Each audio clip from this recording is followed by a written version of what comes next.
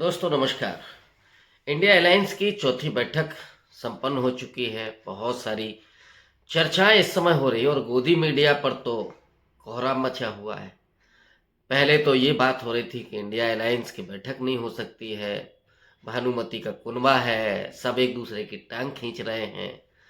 और जब बैठक हो गई है तो उसमें से फिर अब मीन मेख निकाला जा रहा है कि साहब मल्लिकार्जुन खड़गे का नाम क्यों प्रपोज हुआ है, और प्रपोज हुआ है तो वो ठीक ढंग से डिस्कस क्यों नहीं हुआ उस पर, और फिर नीतीश कुमार का क्या होगा। ये तमाम मीन मेख निकालने की पूरी कोशिश हो रही है। और ऐसे में ये सवाल लोगों के मन में जाहिर तौर पर आ रहा होगा, ये नैरेटिव बनाने की कोशिश हो रही है कि इंडिया अलायंस तो बिखर जाएगा और चुनाव के पहले ही सिर फुटअव्वल होगी, सीट शेयरिंग नहीं हो पाएगी।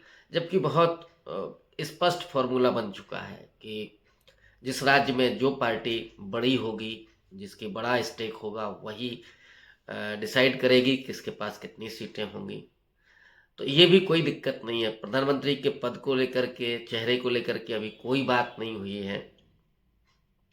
सिर्फ संकेत में मल्लिकार्जुन खड़गे का नाम आगे किया गया है, और ये इसलिए भी किया गया है कि डेमोक्रेसी का एक डेवलपमेंट अगर आप देखें तो पहले अपर कास्ट पीएम हुआ, ओबीसी भी हुआ, सिख समुदाय से भी हुआ, अब बारी जाहिर तौर पर दलित और आदिवासी की है, एससी एसटी की है। और अगर ऐसे में खड़गे साहब का नाम अगर आ रहा है तो फिर मिर्ची क्यों लग रही है, उनको दिक्कत हो रही है। और जाहिर तौर पर कि इसमें राजनीति भी होगी। बिना राजनीति के राजनीतिक दल कैसे हो सकते हैं, जब चुनावी मोड में है उस समय कैसे बिना राजनीति के या बिना वोट की राजनीति के कैसे ही संभव है। इस देश में करीब करीब एससी एसटी को मिलाएंगे आप तो वो 22.5 से 25% पहुंचता है। उत्तर प्रदेश जैसे सूबे में तो 21.5% दलित है, बंगाल में वो 24% है, पंजाब में 35% है, दिल्ली में 20% है दलित, और बिहार में 19% है, राजस्थान में 18% है। यानी उत्तर भारत के ही अगर आप राज्यों के देखें जहाँ पे बीजेपी मजबूत है, वहाँ पे 15% से ज़्यादा, 20% से ज़्यादा दलित आबादी आती है। और दलितों में एक सबसे बड़ी चेतना इस बीच ही नहीं पैदा हुई है, वो कांजीराम के मूवमेंट के जरिए भी आई है, डॉक्टर अंबेडकर के विचारधारा के जरिए आई है।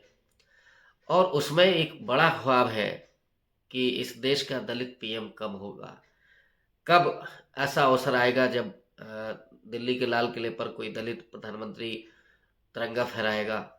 ये तमाम ख्वाब हैं और यही वजह है कि आज हिंदुत्व के मुकाबले अगर कोई खड़ा है सीना तान करके तो वो अम्बेडकरवाद है। उसमें दलित भी है, ओबीसी भी है, और भी समुदाय के लोग हैं। आज मैं इस पर चर्चा नहीं करके बल्कि इंडिया अलायंस में जो सच में दिक्कत वाली बात है उस पर मैं बात करूंगा। ये सारी जो बातें अभी क्रिएट की जा रही हैं ये दरअसल वहीं से निकल करके आ रही हैं जहाँ से वो सवाल आते हैं कि इस बिंदु पर चर्चा करनी है। ये सब बताने की जरूरत नहीं है। माने गोदी मीडिया जहाँ से संचालित होता है वहीं से ये सब प्लांट की जा रही हैं खबरें, और इनको इनका नैरेटिव एक बनाया जा रहा है कि खड़गे का नाम क्यों उछला तो नीतीश कुमार नाराज हो जाए, इसलिए इसको बार बार चलाना है। बहरहाल मैं असली मुद्दे पर आता हूँ, वो है उत्तर प्रदेश।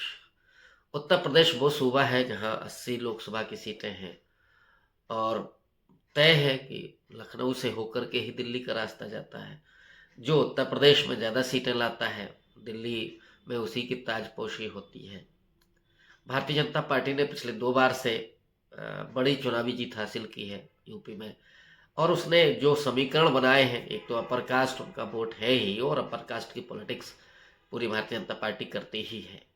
इसके अलावा उन्होंने एंटी यादव ओबीसी की कुछ जातियां खड़ी की, फिर अति पिछड़ों को एंटी अपर ओबीसी उन्होंने खड़ा किया, उधर दलितों में एंटी जाटव दलित जातियों को अपने साथ कनेक्ट किया, और ये एक ऐसा घालमेल बना करके तैयार किया जिससे उन्होंने चुनावी जीत हासिल की। उत्तर प्रदेश की एक और समस्या है कि मायावती खड़ी नहीं है, संघर्ष नहीं कर रही हैं, चुनावी मोड में भी नहीं दिखाई पड़ती हैं, ट्विटर से राजनीति कर रही हैं, और चुनाव में टिकट देकर के वो अपना काम ख़त्म कर लेती हैं, मान लेती हैं कि बस यही राजनीति है, तो उससे नतीजे भी बहुत तेज़ी से गिरे हैं।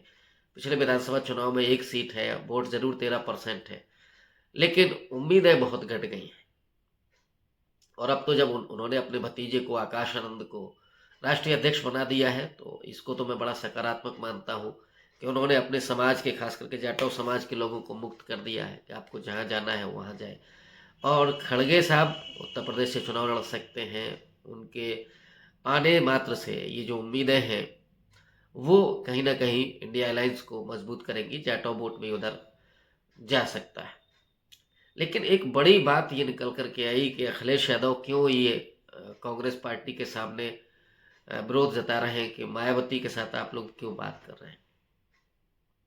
कांग्रेस पार्टी क्यों अंदर खाने बीएसपी से बात कर रही है और बीएसपी को लेने की ज़रूरत नहीं है इंडिया अलायंस में। तो अब सवाल ये है कि क्या मायावती को बाहर रख के चुनाव लड़ने में उत्तर प्रदेश में फ़ायदा है। जाहिर तौर पर अभी अखिलेश यादव के साथ केशव देव मौर्य हैं, पल्लवी पटेल हैं, अपना दल कबीराबादी की, चंद्रशेखर भी हैं और उधर जयंत चौधरी भी हैं, इधर कांग्रेस है। ये मिल कर के चुनाव लड़ेंगे और अखिलेश यादव की स्ट्रेटजी ये है कि चूंकि जो सीट शेयरिंग का फॉर्मूला है उसमें उसके पास ही वो स्टीयरिंग रहेगी, तो वही तय करेगी कि किसको कितनी सीटें मिलनी है। अगर मायावती आती हैं तो फिर हस्तक्षेप उनका होगा, तो ऐसे में उनके लिए थोड़ी सी मुश्किलें होंगी। तो इसलिए वो जो विरोध कर रहे हैं कांग्रेस पार्टी से, वो विरोध क्या उचित है? क्या मायावती को लाना इंडिया अलायंस में गलत निर्णय होगा? मुझे लगता है कि नहीं। अगर मायावती आना चाहते हैं, पहले तो ये है कि अभी उन्होंने समान दूरी पर रखा है कांग्रेस और बीजेपी को, क्या वो आना चाहती हैं? पहला सवाल तो ये है। और अगर वो आती हैं तो फिर अखिलेश यादव को दिक्कत क्यों होनी चाहिए? जाहिर तौर पर अभी उनके पास 13% वोट है और कुछ ऐसे समुदाय हैं जो सपा के साथ नहीं जाते हैं, जो नैरेटिव खड़ा हुआ है कि सपा किस तरह की राजनीति करती रही है, सत्ता में क्या क्या होता रहा है, तो उस वजह से अति पिछड़ा और जो दलित समाज है वो सपा के साथ जाने में कंफर्ट नहीं होता है। बीएसपी के साथ ये अच्छी बात है कि बीएसपी अगर अलायंस में आती है तो उसके साथ इन समाजों को जाने में कोई खास दिक्कत होगी नहीं। कांग्रेस को तो ये समाज अपना बनाना चाहते हैं, लेकिन कांग्रेस ही है जो दलितों, पिछड़ों की बात तो कर रही है, लेकिन अभी भी वो अपर कास्ट वोट की फिराक में है। जबकि सच्चाई ये है कि उसे 5% भी वोट अपर कास्ट नहीं मिलने वाला है। तो वो अगर इसको इसकी जगह पर अगर दलित पिछड़ों को एक साथ जोड़ने की कोशिश करे तो उसे ज़्यादा सफलता मिलेगी। अखिलेश यादव दरअसल पिछले लोकसभा चुनाव से मायावती को लेकर के थोड़ा परेशानी में है या कहें भयभीत हैं। पिछले लोकसभा चुनाव के पहले अखिलेश यादव ने खुद बयान देना शुरू किया कि हम तो कंप्रोमाइज़ करने के लिए तैयार हैं और बहन जी के साथ जाएंगे, गठबंधन में जाएंगे। उनको लग रहा था कि ये डेडली कॉम्बिनेशन होगा, बीजेपी को हम हराएंगे, लेकिन उसका एक असर गया। मायावती जिस तरह की पॉलिटिक्स करती हैं, मायावती ने बहुत कहें कि एक रणनीति के तहत उन्होंने अखिलेश यादव को दिल्ली बुलाया और अपनी लिस्ट थमा दी कि भाई इतनी सीटों पर हम लड़ेंगे, बाकी आप देख लीजिए। अखिलेश यादव इतनी बार कह चुके थे कि हम कोई भी कंप्रोमाइज़ करेंगे, उनके पास लौटने का कोई विकल्प नहीं था और मायावती ने उस जाल में अखिलेश यादव को फांस लिया था और वही हुआ। नतीजे में 10 सीटें मिली बीएसपी को, 5 पे सिमट गई सपा और आगे चल कर के मायावती ने गठबंधन को ही अलविदा कह दिया। आरोप लगा दिया कि सपा का वोट उनको नहीं मिला। अब वो मिला कि नहीं मिला मैं इसके तह में नहीं जाना चाहता, लेकिन अगर अखिलेश यादव ने ये बार बार नहीं कहा होता तो शायद मायावती इस तरह का काम नहीं करती, वो लिस्ट नहीं थमाती। अखिलेश यादव को डर यही है कि मायावती जिस तरह से ऑफेंसिव पॉलिटिक्स करती हैं और वो जिस तरह से अपनी शर्तें मनवाती हैं, ये होगा। और उस बैठक में जिसमें वो लिस्ट उन्होंने मिली थी, उन्होंने अपने सिपाही सालों से कहा था कि इस बार तो गलती हो गई है, अगली बार नहीं होगी। तो जैसे लगता है जैसे अखिलेश यादव एक्सट्रीम पर जाकर के पॉलिटिक्स करते हैं। पहले बोलते हैं कि नहीं नहीं हम सब कुछ करने के लिए तैयार हैं, और अब बोल रहे हैं कि नहीं साहब हम बीएसपी के साथ बात नहीं होनी चाहिए, बीएसपी को इंडिया अलायंस में नहीं आना चाहिए। ये भी मुझे लगता है कि एक्सट्रीम लेवल है पॉलिटिक्स का। इस पर पुनर्विचार करने की ज़रूरत है अखिलेश यादव को। मायावती अगर इंडिया अलायंस में आती है तो उसका फ़ायदा अखिलेश यादव को भी मिलेगा, पूरे अलायंस को मिलेगा। और बीजेपी को आप बहुत, मैं तो मैक्सिमम 40 सीटों पर रोक सकते हैं। और अगर आपने उत्तर प्रदेश से 40 सीटों पर रोक दिया बीजेपी को, तो फिर बीजेपी कहाँ, महाराष्ट्र में वो कमज़ोर विकेट पर है, बिहार में कमज़ोर विकेट पर है, बंगाल और कर्नाटक में कमज़ोर विकेट पर है, जहाँ पिछली बार उसे बहुत ज़्यादा सीटें मिली थी। इस बार जो हिंदी पट्टी के राज्यों में चुनाव हुआ है, महाराष्ट्र, छत्तीसगढ़, राजस्थान, यहाँ पे लगभग अधिकांश सीटों पर बीजेपी ने पिछली बार जीत हासिल की थी। संभव है कि इस बार उतनी सीटें नहीं मिलेंगी, तो भरपाई वो कहाँ से करेगी? अगर हर राज्य में वो लूज कर रही है और उत्तर प्रदेश में भी आप 40 पर रोक देते हैं, तो फिर नरेंद्र मोदी का तीसरी बार प्रधानमंत्री बनने का ख्वाब खत्म हो जाएगा।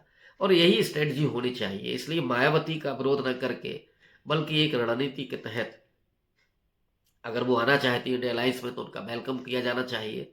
और अगर नहीं भी वो आती हैं, तो फिर उनका इस तरह से बहिष्कार नहीं होना चाहिए, क्योंकि उनका जो वोटर है बेहद संजीदा है। और मुझे तो लगता है कि अखिलेश यादव को उनके प्रति सम्मान का भाव व्यक्त करना चाहिए। दलितों को आप जोड़िए, दलितों के बीच में जाइए, अति पिछड़ों के बीच में जाइए, और वो मैसेज दीजिए कि जो कुछ गलतियां हुई थी वो गलतियां अब नहीं होंगी। और जिस तरह का नैरेटिव पैदा किया गया है बीजेपी के द्वारा कि साहब समाजवादी पार्टी गुंडों की पार्टी है, ऐसा नहीं है, और कम से कम अब तो ऐसा नहीं होगा, ये उन्हें विश्वास दिलाना होगा। तो जाहिर तौर पर उन्हें वो दलित वोट भी मिलेगा जो मायावती के साथ है। लेकिन अगर मायावती पर आप इस तरह से अटैक करेंगे, तो आप अपने लिए ही एक तरह से खाई खोद रहे होंगे। ये ध्यान रखना चाहिए अखिलेश यादव को। और अगर वो आती है साथ में, तब तो वेलकम करना चाहिए। इससे इंडिया अलायंस को भी फायदा होगा, अखिलेश यादव को भी होगा, कांग्रेस पार्टी को भी होगा। थैंक यू, धन्यवाद।